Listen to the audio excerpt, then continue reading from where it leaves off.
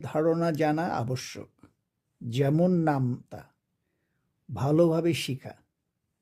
ভাজ্য, রাশির মোট পরিমাণ, যথা 30 টাকা অথবা 30টি ফল। ভাজক, রাশির সংখ্যা, ব্র্যাকেটে দিয়ে 4টি কলম বা 4 জন শিক্ষার্থী। ভাগফল, একটি রাশির পরিমাণ। ভাগশেষ, মোট পরিমাণের অবশিষ্ট। সাধারণ ভাগের গঠন, ভাজক, ভাজ্য, ভাগফল, ভাগশেষ, অর্থাৎ 4টে অংশ। কাজ, ভাজক 4, ভাজ্য 8, ভাগফল 8কে 4 দ্বারা ভাগ করতে হবে। তার মানে 4কে কত দ্বারা গুণ করলে ভাজ্যের সমান হবে। তাহলে আমরা নামতা জানতে হবে। এই নামতা 4-এর নামতা যদি আমরা পড়ি, তো 4কে কত দ্বারা গুণ করলে 8-এর সমান হচ্ছে, তো 4 2 8, তাহলে 2 গুণ।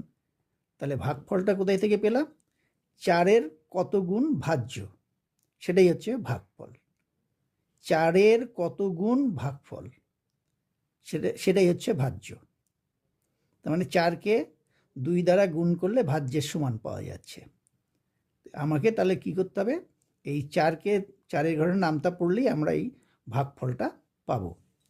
ঠিক অনুরূপ এই 17, এখানে অঙ্ক সংখ্যা একটি, প্রথমে আমরা ধরবো এখানে অঙ্ক সংখ্যা একটি নিব। তো দেখা যাচ্ছে এই ভাজকের অঙ্ক সংখ্যা বড়, ভাজ্যের অঙ্ক সংখ্যাটি ছোট। তাহলে আমরা ভাজ্যের থেকে আরেকটা সংখ্যা নিব, নিলে হলো কত? 17। এবার 4-এর ঘরের নামতা পড়বো 17 পর্যন্ত। তাহলে 17 পর্যন্ত পড়লে কি পাওয়া যাচ্ছে? 4-এর ঘরের নামতা 4 4 16, 4 5 20, তাহলে 17-র বেশি। যেহেতু আমার কাছে আছে 17টা ফল আছে, ফলই বলি যেই বলি, 17টা জিনিস আমার কাছে কলম আছে। তাহলে এখন আমরা 4 জনে ভাগ করে নেব। তাহলে 4-এ কত দ্বারা গুণ করলে কাছাকাছি 17-র কাছাকাছি হবে? তাহলে 4 4 16। এবার 17 থেকে 16 বিয়োগ করলে থাকলো হচ্ছে 1, এটাই হচ্ছে অবশিষ্ট। ঠিক অনুরূপ আরেকটি অঙ্ক যদি আমরা দেখি, 30, মোটটা 30টি যদি এখানে ধরি খাতা, আর আমরা 4 জন, 30টা খাতা আমরা 4 জনে ভাগ করে নেব, 4 জন শিক্ষার্থী।